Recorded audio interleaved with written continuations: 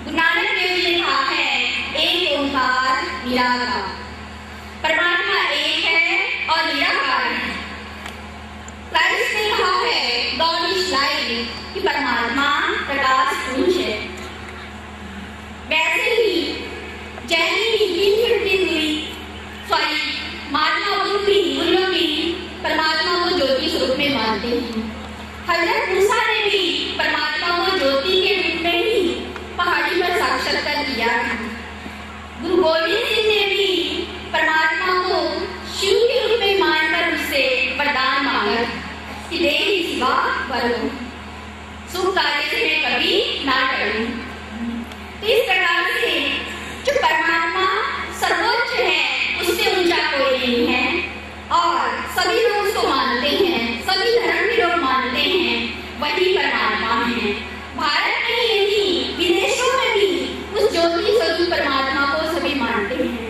हिंदू धर्म में चूंकि पूजा पाठ का रिवाज है तो पूजा करने के लिए ज्योति स्वरूप परमात्मा की ना उससे दूध चढ़ा सकते हैं ना फूल चढ़ा सकते हैं, उसकी पूजा नहीं कर सकते हैं, इसलिए उसका रूप शिवलिंग के रूप में बना दिया है कि उसके हाथ नहीं, पैर नहीं, नाक नहीं, कान नहीं, मुख नहीं, लेकिन सभी कार्यों करने वाला है। तो निराकार परमात्मा को उसकी पूजा कैसे करें, इसलिए उसको शिवलिंग के रूप में पूजा करने के लिए बनाया हुआ है। ऐसे ही कहने का मतलब ये है कि सभी धर्म के लोग उस परमात्मा को मानते हैं, सर्वमान्य है। इसके अलावा परमात्मा सर्वज्ञ, सर्वज्ञ माना सब कुछ जानने वाला है। इस दुनिया की शुरुआत कैसे हुई, सृष्टि के आदि मध्य और अंत का ज्ञान सुनाने वाला है, इसीलिए उनको सर्वज्ञ भी कहते हैं। फिर सर्वश्रेष्ठ ने सर्वश्रेष्ठ कार्य कराने वाला भी वो परमात्मा है। पूरी पुरानी दुनिया को बदलकर नई दुनिया बना देना, पूरे पुराने मनुष्यों को बदलकर आसुरी मनुष्यों को बदलकर देवी देवता बना देना, ये परमात्मा का कार्य है, किसी इंसान का कार्य नहीं। तो परमात्मा का कार्य सर्वश्रेष्ठ से श्रेष्ठ कार्य है और सबसे अच्छी विशेषता ये है कि परमात्मा माना जन्म मरण से न्यारा, परमात्मा माना अजन्मा। तो 75 वर्ष हो चुके हैं परमात्मा को इस सृष्टि पर अवतरित हुए। इस पुरानी दुनिया को बदलकर नई दुनिया बनाने के लिए सन 1936 में हैदराबाद के सिंध में दादा देवराज के तन में निराकार परमपिता परमात्मा शिव ने प्रवेश किया और उनका दिव्य नाम रखा प्रजापिता ब्रह्मा। उसके द्वारा इस युग को बदलना था, बदलने के लिए उन्होंने एक यज्ञ की स्थापना की। उस यज्ञ का नाम रखा अविनाशी रुद्र गीता ज्ञान यज्ञ और कालांतर में यही यज्ञ आज प्रजापिता ब्रह्मा कुमारी ईश्वरी विश्वविद्यालय के नाम से जाना जाता है। पहले पाकिस्तान कराची में ही था। जब भारत और पाकिस्तान का विभाजन हुआ तो 1950 में ये माउंट आबू राजस्थान में है और एक क्वार्टर अभी भी वहीं पर है और अभी 130 देशों में ये शाखाएं चल रही है। उस यज्ञ में पवित्रता की आहुतियां पड़ने लगी। अनेक नर नारियों ने परमात्मा अनुभूति किए, दिव्य साक्षात्कार किए, अपने जीवन में सुख शांति की प्राप्ति की और वो पवित्रता की खुशबू के द्वारा कईयों ने अपना जीवन समर्पण कर दिया। तो सबसे पहले 380 की संख्या थी, वो शिव शक्तियां बनी और वही बाद में भारत के विभिन्न नगरों में गए और उसकी शाखाएं बढ़ती गई। बाद में विदेशों में भी 130 देशों में अभी इसकी शाखाएं खुली हुई हैं और आश्चर्य की बात है कि विदेशी संस्कृति है विदेशी, लेकिन जब यहाँ भारत में आते हैं या भारत के लोग इनको देखते हैं या विदेश में भी देखते हैं तो विदेश में होते हुए भी उनकी जो संस्कृति है, उनकी जो कल्चर है वो भारतीय है, भारतीय कल्चर, भारतीय सभ्यता उनसे दिखाई देता है।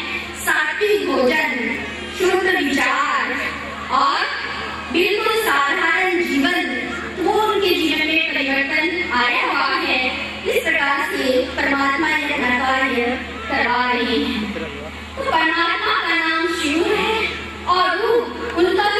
की भूमि है और उनका जो गुण है वो अनलिमिटेड है, जो ज्ञान का सागर है, प्रेम का सागर है, आनंद का सागर है, सर्व गुणों का भंडार है, ब्रह्मा विष्णु और शंकर का भी रचयिता है, वो परमात्मा शिव है। और परमात्मा का कार्य है, वो कार्य है ब्रह्मा के द्वारा, प्रजापिता ब्रह्मा के द्वारा नई दुनिया की स्थापना का कार्य करना और इस पुरानी दुनिया का शंकर जी के द्वारा विनाश का कार्य करना और विष्णु जी के द्वारा नई दुनिया की पालना का कार्य करना। तो अभी वो दुनिया आने वाली है, विष्णु जी की दुनिया आने वाली है और वहाँ उनका राज्य चलेगा और सभी लोग वहाँ 16 कला संपूर्ण निर्विकारी मर्यादा पुरुषोत्तम अहिंसा परमोधन वाले होंगे। तो ये परमात्मा का मुख्य कार्य है।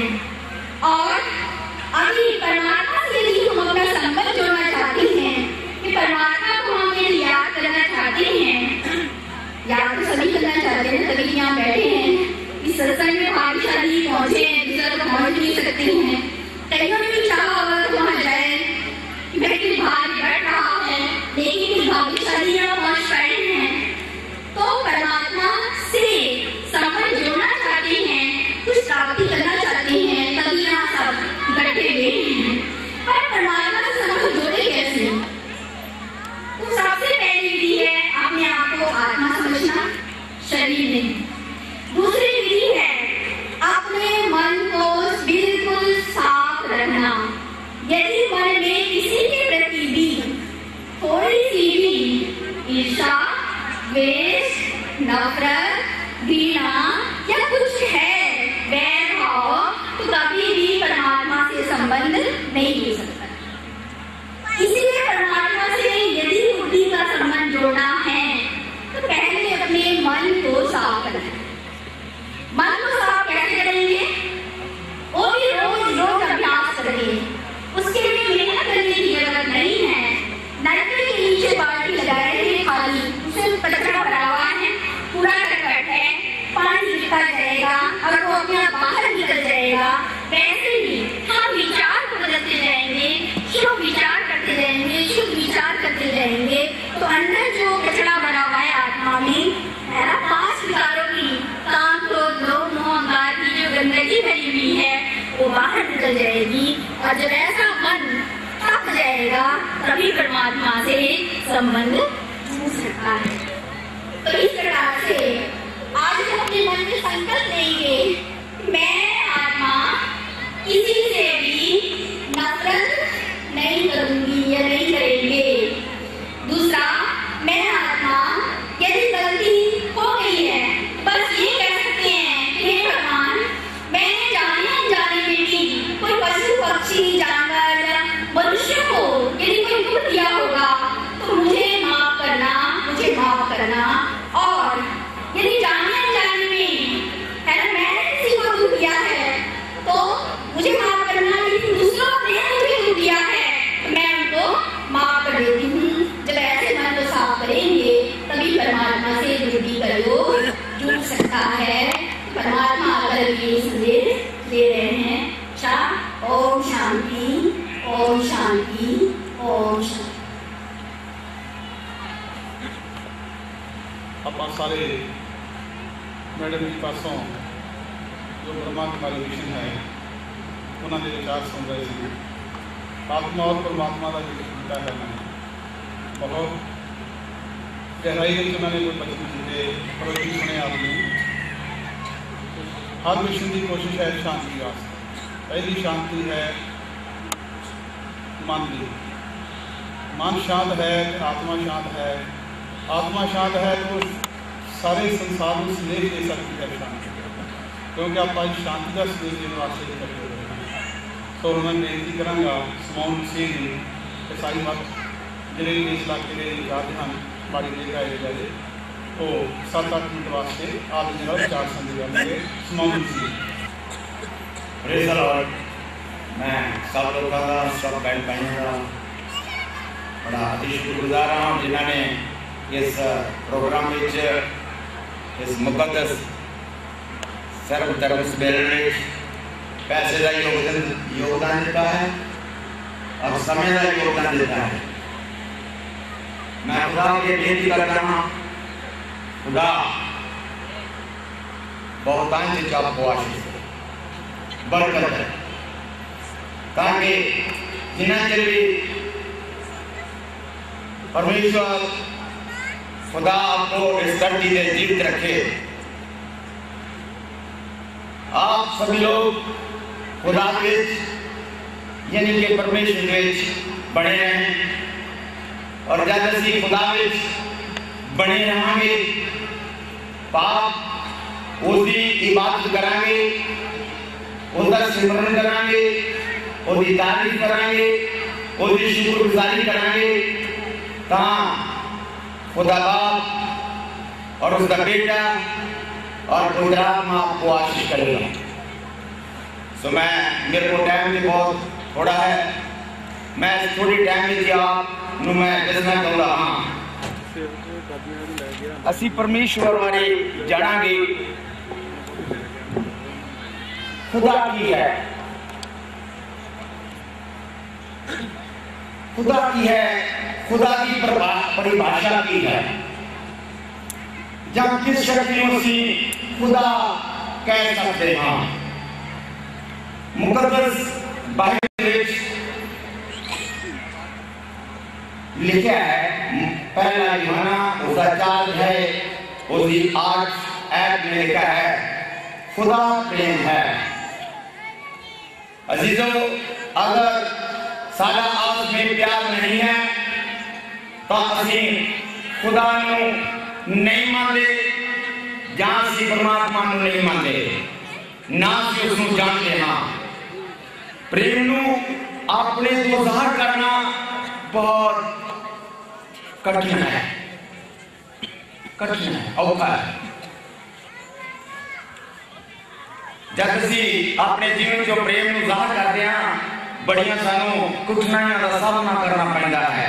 प्रेम में बहुत ज्यादा चीज़ां आ जाती हैं, वैर विरोध खत्म हो जाता है, भेदभाव वाली शक्तियां सारे जीवन चों खत्म हो जाती हैं जब प्रेम सारे विचार जाता है, जब खुदा सारे विचार जाता है, जब असी परमेश्वर के वचन मुताबिक, उसके कलाम मुताबिक, उसकी बाणी मुताबिक चलते हैं, खुदा का प्रेम सारे जीवन जोता है, असी खुदा के प्रेम में बने रहते हैं।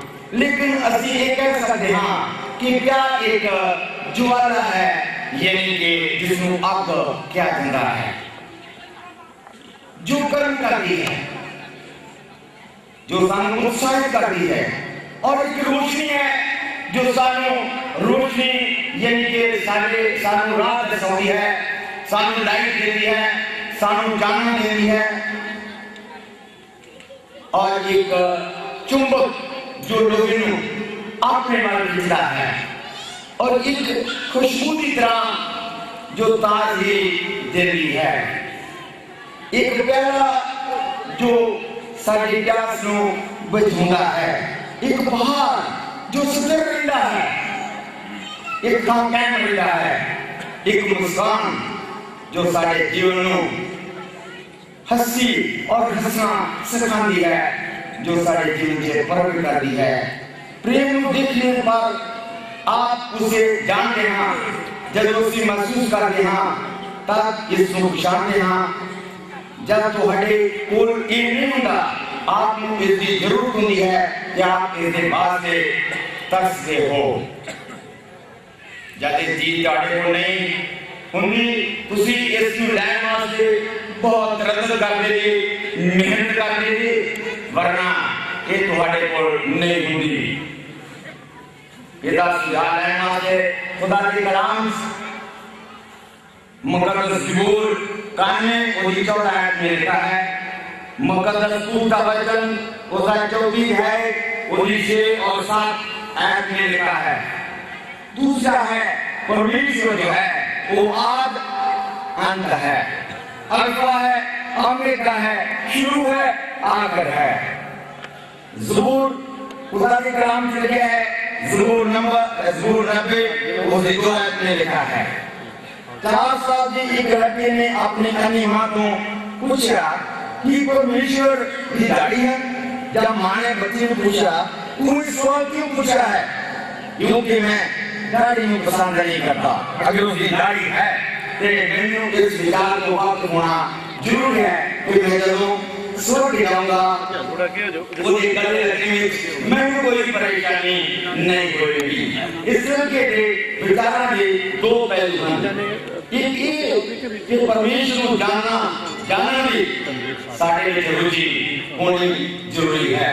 दूसरा है इस रुचि को तृप्त करना, इस रुचि में अपने जीवन में रहना पसंद करना जरूरी है। हो सकता है हर एक इंसान की ये कामना, तो उस कामना को तृप्त करने की इच्छा खुदा ने अपने आप को पूरी सृष्टि यानी कि कायनात जो आकाश एक फूल की तरह खिलने में बाइबल खास करके यीशु मसीह अपने आप को ज़ाहिर कर दी है।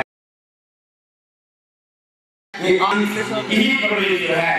परमेश्वर कहता है जो था, जो आने वाला है, जो सर्वशक्तिमान है, ये कहता है कि मैं ही अल्फा ओमेगा हूँ। खुदा के कलाम और लास्ट किताब लिखा है रेवलेशन जिसमें अंग्रेजी क्या कहना है और पंजाबी उसमें प्रकाश वाक्य का नाम क्या है, उसमें क्या है और एक है याद करने लिखा है मैं हूँ अनंत उपस्थिति। परमेश्वर जो है पूज्य वर्तमान के भविष्य एक जैसा है। अगर परमेश्वर के अनंत काल में समझना एक इंसान की बात में समझना कठिन है, फिर भी इंसान को उसकी लिखता के भरोसा करने की जरूरत है। जो उसने अनंत काल के बारे में लोगों को दसिया, शायद जब सारे स्वर्ग जाओगे तब उसे अनंत काल में समझाएंगे। परमेश्वर के अनंत काल का मतलब है उसकी धार्मिकता की शांति का अनंत काल। जब उसी सनातन परमेश्वर को अपना शरण स्थान बनाते हैं तब उसे कभी नहीं टिकेंगे।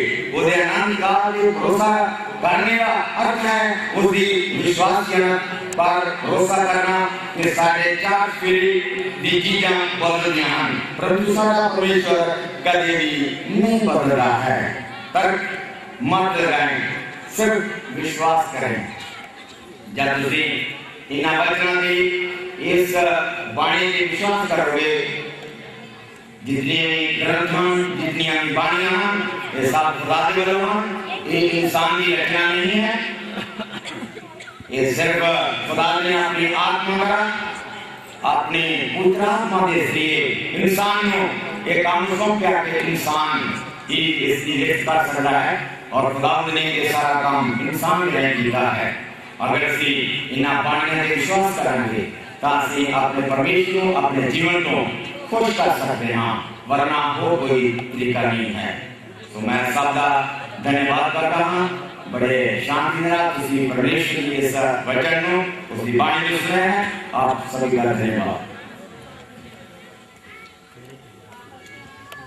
आप सारे सुन रहे थे, सुन दिए बहुत सुंदर विचार रखे हैं। शांति का संदेश है, धर्म ना ही शांति का है, प्रेम का है। सो आओ सारे बड़े हरदे अजीज सारे मेहमान चीफ गेस्ट भी अपना कह सकते हैं तनवीर खालिद जी और लियाज जी मेट वाले जिन्हें पिछले साल इन्होंने सरल धर्म सम्मेलन में शमूलियत की थी हमारे विखे।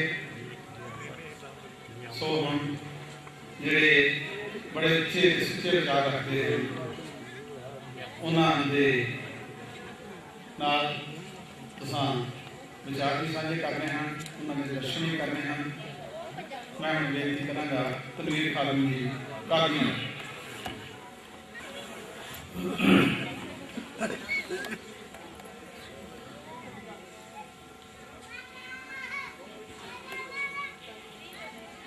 बहुत ही सत्कारयोग स्टेज पे बैठे मेरे बुजुर्गों,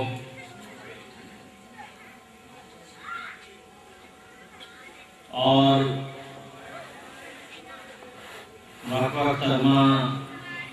ਦੇ ਨੁਮਾਇੰਦੇ ਜਿਹੜੇ ਤਸ਼ਰੀਫ ਲਾਏ ਹਨ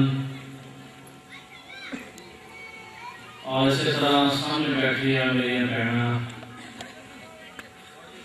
मेरे भरा।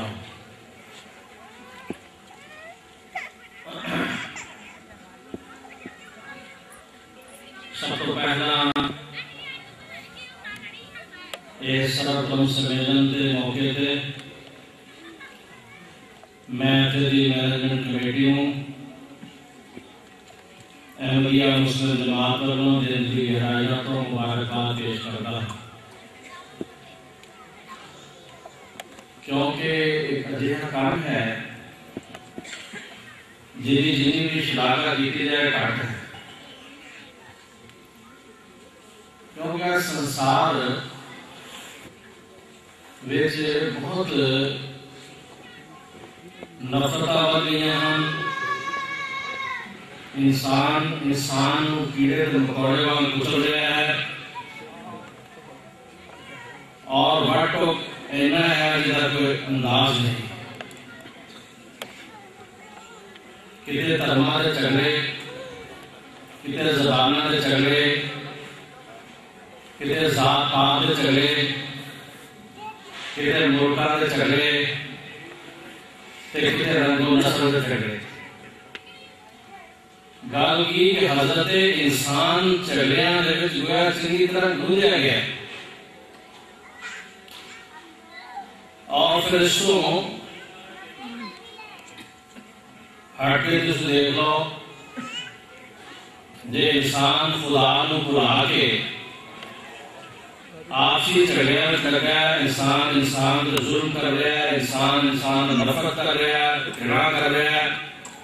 उस खुदा ने भी अपना रहम दा मेरे दा हाथ खिंच लिया। आज ही तुम देख लो सवेर की खबर सी रात की कि कल अमरीका कितना भयानक तूफान आया, 60 करोड़ बंदा प्रभावित हुआ। अजे तो इब्तदाई खबर है। क्यों? कितने भूचाल आ रहे हैं, कितने सुनामियां दी मुसीबतां ने, कितने होर मुसीबतां ने, ये एवं नहीं आते। जदों को खुदा ने प्यारा संसार चलता है और लोग उसका इनकार करते हैं तो खुदा फिर अपने जलवा दिखाता है। वो कहता है कि मैं भी हाँ, क्योंकि जिन्हें खुदा नूं, जिन्हें प्यारे नूं, जिन्हें अपने बंदे नूं रब भेजता है उन्हां दे नाल ओहदी मेहर भरे हथ भी हुंदा है। ते गल की कि जिहड़ा सर्वधर्म सम्मेलन है इस वास्ते बहुत काबिल तारीफ है कि अज दी बड़ी लोड़ है। आज असीं एक ही स्टेज तो इकट्ठे होकर दसीए कि सब पाक है पैगंबर, सारे पैगंबर आपां कहने ऋषि मुनि अवतार नूं, गुरुआं नूं, पैगंबरां नूं सारे पवित्र ने, एक दूसरे से बेहतर, एक तो बद एक ने। ये इसी तरह गुलदस्ते दे फुल ने, जैसा असीं वक्-वक् फुलां नूं गुलदस्ते ला दिंदे हां ते हर एक अपनी सुंदरता, अपनी खुशबू, हर की सुंदरता खुशबू अच्छी लगती है। और जदों ये सारे फुल इकट्ठे किए जाते हैं तो उस गुलदस्ते की सुंदरता होर बढ़ जाती है। मेरे भराओ, इंसान दो चीज़ों का बनया हुआ है, एक आत्मा, एक ऐसा शरीर है, दूसरी आत्मा है। असं देखो अपने शरीर में हर इंसान जानता है कि नाशवान है, आप क्या कर रहे उसकी सारा संभाल वास्ते कितनी कोशिश कर रहे। दिन में कई बार खाने, साफ सुथरा रखने, एक्सरसाइज करने, सैर करने, और जो बड़ा बड़ा कोई और हो जाए तो डॉक्टर को जाने। पर जी आत्मा है, जी सदा रहने वाली है, जिन्होंने कदे मौत नहीं, जिन्हें आखिर उस परमात्मा जाकर मिलना है और इंसानों के चंगे के बुरे कर्मा का फल भोगना पड़ना है। ये सब ऋषि मुनि अवतार दुनिया जाए गुरबाणी जो है 1.25 लाख पैगंबर तक के सब निकल कोई गल ते जदों इंसान अपने कर्मा का फल भोगना पैना और वो शरीर बीमार हो जाए तो असं कहने डॉक्टर की लोड़ है। डॉक्टर को जाने हैं जो पता लगे डॉक्टर को ठीक नहीं होता तो 70 को डॉक्टर होगा तो उसको जाएगा। जो कोई दूसरे मुल्क का अमेरिका के लोग क्या करते हैं इलाज वास्ते बड़े दूर में इलाज वास्ते ज़्यादा डॉक्टर को डॉक्टर सिखाना चाहिए। इसी प्रकार आज देखो असली हर तरफ ये चीज है कि असली कहने में पहली बस उन आगे पैगंबर खड़े मुसलमान की बीमारी है तो हम लोड़ नहीं किसे गुरु दी किसे पैगंबर दी आगे बस काफी। सवाल ये है जे जिस्मानी बीमारियां बढ़ गई हैं तो जिस्मानी डॉक्टरों की लोड़ है तो की रूहानी बीमारियां जो बढ़ गई हैं तो रूहानी डॉक्टरों की लोड़ नहीं बिल्कुल है। जिस तरह जिस्मानी बीमारी का इलाज बगैर जिस्मानी डॉक्टर नहीं हो सकता इसी प्रकार बगैर रूहानी बीमारी का इलाज आत्मिक बीमारी का इलाज बगैर आत्मा रूहानी डॉक्टर नहीं हो सकता।